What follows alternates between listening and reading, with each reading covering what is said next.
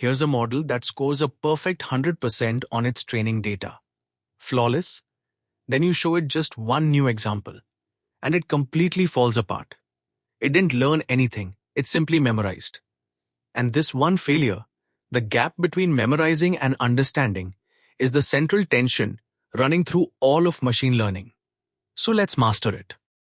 Every model you will ever train walks a tightrope between two ways to fail. Lean too simple, and it misses the real pattern. Lean too complex, and it memorizes the noise. These are underfitting and overfitting, and the balance between them, the bias-variance trade-off, is the one quiet idea that governs all of machine learning. Memorizing versus learning. Picture two students cramming for an exam. The first memorizes the answer to every practice question, word for word. The second actually learns the underlying concepts. On the exact practice questions, the memorizer looks like a genius, full marks. But on the real exam, with brand new questions, they crumble. The learner, who truly understood, sails right through. A machine learning model is exactly that student. And here's the thing. We don't actually care how well it does on the training data. We already have the answers to those. We care about new, unseen data. That ability to perform on examples it has never met is called generalization, and it is the entire goal. Everything else is just in service of it. Underfitting and overfitting. Let's see both failures with our own eyes. Imagine some data points that roughly follow a gentle curve, with a little random scatter sprinkled on top. We want a model that captures the true shape, the signal, while completely ignoring the random jitter, the noise. That, in one sentence, is the whole job. First failure. Too simple. Fit a straight line through that curve, and it simply can't bend to follow the real shape. It's wrong almost everywhere, in a consistent, systematic way. It hasn't learned enough. It's not flexible enough to capture the pattern. This is underfitting. And we'll see it's caused by high bias. The opposite failure. Too complex.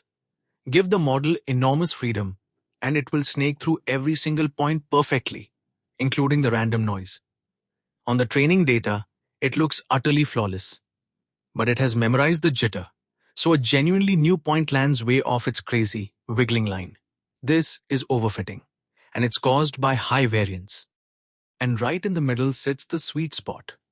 A model just flexible enough to capture the true curve, but too stiff to go chasing the noise. It won't be perfect on the training data, and that is precisely why it will be great on new data. The goal was never zero training error. It was always the right amount of flexibility. Bias and variance. Now let's name those two errors precisely, because they're genuinely worth knowing. Bias is error from wrong assumptions, from being too simple to capture the truth. A high bias model is consistently off, in the same direction, no matter what data you give it. It underfits. Variance is error from being too sensitive. A high variance model changes wildly depending on the exact training data it happened to see. Retrain it on a slightly different sample, and you get a completely different model. It's busy chasing noise instead of signal. It overfits. The classic picture for this is a dartboard. High bias, low variance, all your darts land tightly together, but far from the bullseye. Consistently wrong. Low bias, high variance. Your darts scatter all around the bullseye, right on average, but wildly inconsistent. What you actually want is both low, tight, and on target. And here's the trade-off, the very heart of it. Make a model more complex, and bias goes down, but variance goes up. Make it simpler, and variance goes down, but bias goes up. Push on one, and the other pushes back. Your total error is the sum of the two. So the best model sits right at the bottom of that U. The balance point. How to spot it. So how do you know where you actually are on that curve in practice? You watch two numbers as the model trains, the error on the training data and the error on a separate validation set that it is not learning from. The gap between those two numbers tells you almost everything you need to know. Both errors high. You're underfitting. The model is too weak, so make it more powerful. Training error low, but validation error high. A big gap between them? That's classic overfitting. It's memorizing. And the moment validation error stops improving and starts creeping back up, that's the exact instant overfitting begins. That's your signal to stop. How to fix it? When you're overfitting, you have a whole toolkit. The best fix, if you can get it, is simply more data. It's much harder to memorize a bigger, more varied set. Or you can simplify the model. Fewer parameters means less room to memorize. But the most elegant fix of all has a name: regularization. Regularization gently penalizes complexity. The most common kind adds a penalty for large weights directly into the loss. So the model is pushed to keep its weight small and its function smooth, unless big weights genuinely earn their keep. L2 shrinks weights towards 0. L1 can push them exactly to 0, switching features off entirely. Either way, stay simple unless the data truly demands otherwise. In neural networks, the star of the show is dropout. During training, you randomly switch off a fraction of the neurons on every single step. Now the network can't lean on any one neuron, so it's forced to learn robust, redundant patterns instead of brittle, memorized ones. It's like making a team practice with random players sitting out. Everyone has to actually know the play. And the simplest trick of them all, early stopping. Just keep an eye on that validation error. And the very moment it stops improving, you halt training, before the model gets any chance to start memorizing. Free, easy, and surprisingly effective. Measuring honestly. But every single one of these judgments rests on one thing: an honest measurement of generalization.